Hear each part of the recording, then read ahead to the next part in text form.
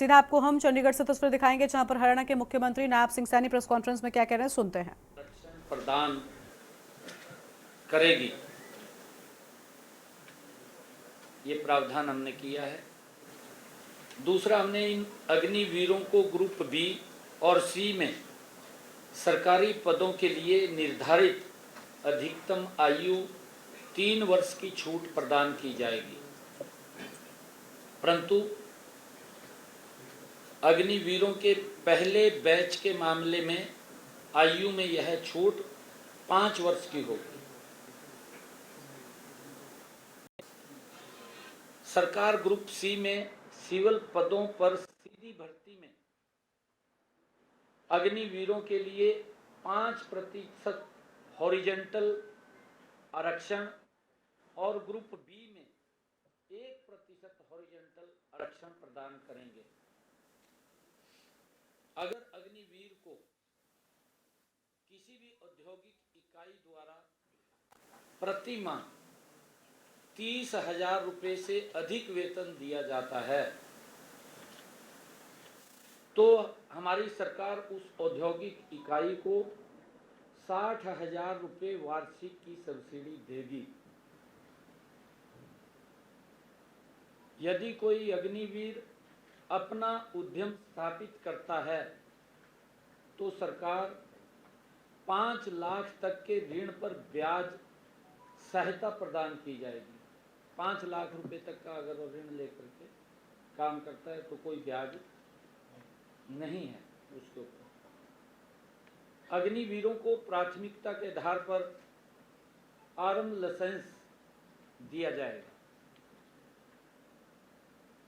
सरकारी विभागों, बोर्डों, निगमों में तैनाती चाहने वाले अग्निवीरों को मैट्रिक स्कोर में प्राथमिकता दी जाएगी।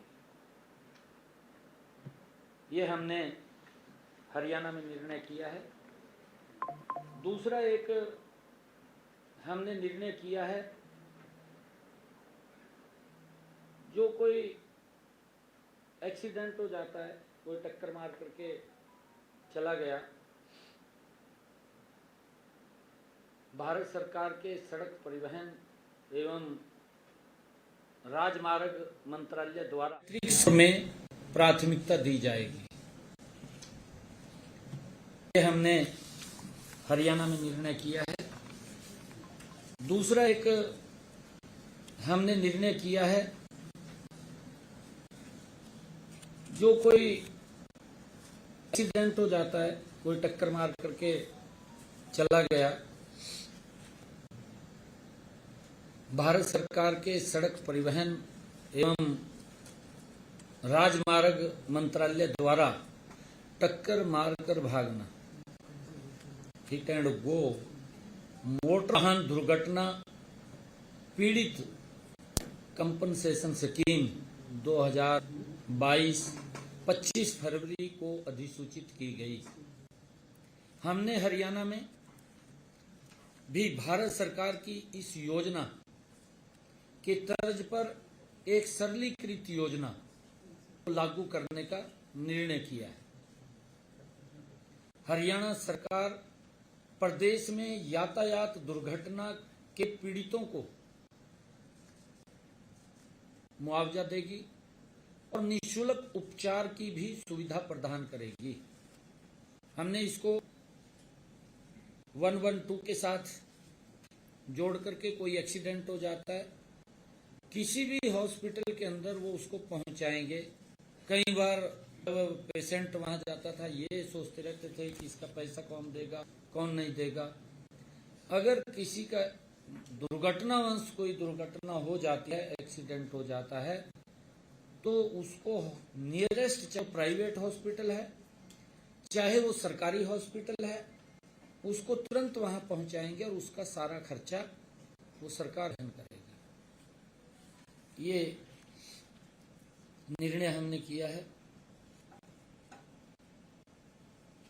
और ये सारा का सारा खर्चा ये जो वहन होगा ये हरियाणा रोड सेफ्टी फंड से किया जाएगा। हमने इस स्कीम के अंदर लिया है। इस स्कीम के तहत बीमाकृत तथा बीमा रहित वाहनों और टक्कर मारकर भागने वाले वाहन दुर्घटनाओं के पीड़ितों को कैशलेस उपचार की सुविधा प्रदान की जाएगी। इस स्कीम को सही ढंग से लागू करने के लिए स्थायी समिति का गठित करने का प्रावधान किया गया है।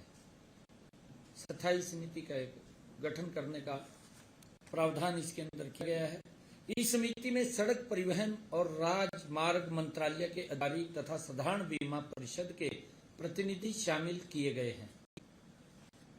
इसके अतिरिक्त इस स्कीम को जिला स्तर पर उचित रूप से लागू करने के लिए एक जिला स्तरीय कमेटी का भी गठन किया जाएगा।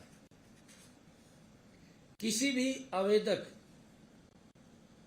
को कैशलेस उपचार के लिए दावा संबंधित दावा जांच अधिकारी को प्रस्तुत करना होगा तथा दावे की रिपोर्ट जांच अधिकारी द्वारा दावा निपटान आयुक्त डीसी को भेजी जाएगी और जांच आयुक्त द्वारा रिपोर्ट प्रस्तुत करने के 15 दिन के अंदर कंपनसेशन के भुगतान के आदेश जारी कर दिया जाएगा और इसके 15 दिन के अंदर ही मुआवजे का भी जो पैसा उसके इलाज के लिए खर्च हुआ वो भी तुरंत जारी हो जाएगा। जो भी हॉस्पिटल के अंदर ना उसके इलाज के लिए दवाई या कुछ और उसका जो खर्चा आएगा वो भी दिया जाएगा। अगर दुर्घटना में पीड़ित की मृत्यु हो जाती है तो कंपनसेशन का भुगतान उसके परिजनों को किया जाएगा। घायल होने की अवस्था में पीड़ित को ही मुआवजा दिया जाएगा। ये हमने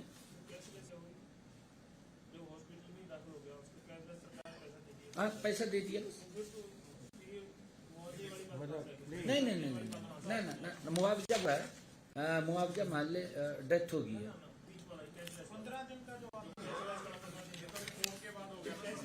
नहीं कैशलेस हो गया। मान ले एक मिनट मैं पूरा बता देता हूँ।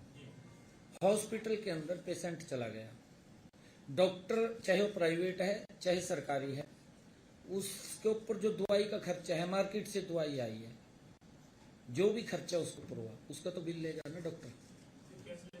नहीं हॉस्पिटल को पेमेंट, हॉस्पिटल को वही कह रहा हूँ। यही कह रहे हैं सीएम साहब कह रहे हैं कि मुआवजा अगर दुर्घटना में कोई डेथ हो जाती या अपाहिज हो जाता है तो फैमिली या परिवार, हॉस्पिटल को जो भी डॉक्टर है, वही बात मैंने कही कि डॉक्टर को, डॉक्टर जो इलाज करेगा उसका जो खर्चा हुआ है अस्पताल को, आप अस्पताल मान लो, आप अस्पताल मान